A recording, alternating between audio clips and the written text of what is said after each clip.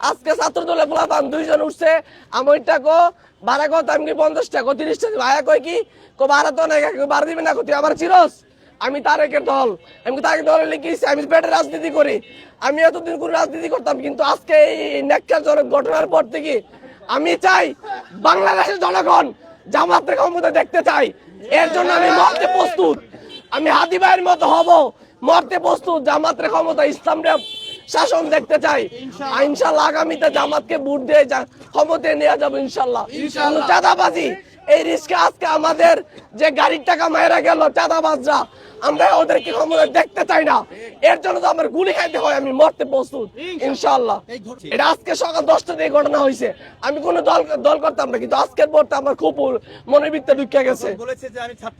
হ্যাঁ, আমি বলছি ছাত্র দল তাতে আমার কি হয়েছে, সে বলে কি ভাড়া নাই, সে বলে 500, আমি কি ভাড়া দিয়ে রাখবো, ভাড়া 1 টাকা দিব না, আমি কিন্তু কিচ্ছু করি নাই। ও বলছে 1 টাকা ভাড়া দিব না। আমি এই সমস্যার বই পাই না, উপরে আল্লাহ ছাড়া কাউরে বই পাই না। আমার কেউ গুলি দিবে, আমি গুলি খাইতে প্রস্তুত।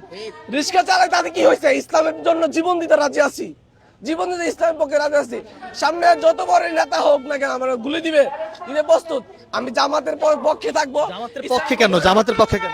কেন ওরা কিছু নিয়ম কারণ দেখছে, ওরা অনেক দলের, ওদের দলের লোকরা গায়ে ঢুকলে বাড়া কোনোদিন মায়েরা যায় না, কিন্তু এই গণঅভ্যুত্থানের পড়তে আজকে এলে দুইবার ঘটনা হয়েছে, ওদের দলের লোকরা 2বার ঘটনা করছে। তার জন্য আমি খেয়ে গেছি। আমি গাড়ির উপরে আল্লাহ আছে, আমি মুসলমানের সন্তান, তো আমি মিথ্যা কথা কওয়ার কোনো দরকার নেই, আমার মিথ্যা কথা কোনো দরকার নেই।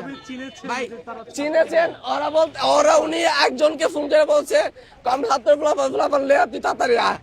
হ্যাঁ, তোরা ওই কারণে ওদের আমি টার্গেট করছি ছাত্র পোলাপান। আমার ভাড়া দেয় নাই, তার জন্য আমি কোনো দল করতাম, তার জন্য আমি খেপে গেছি। তার জন্য আমি যদি আমার মরতে হয়, মরতে প্রস্তুত, ইসলামের জন্য মরতে প্রস্তুত।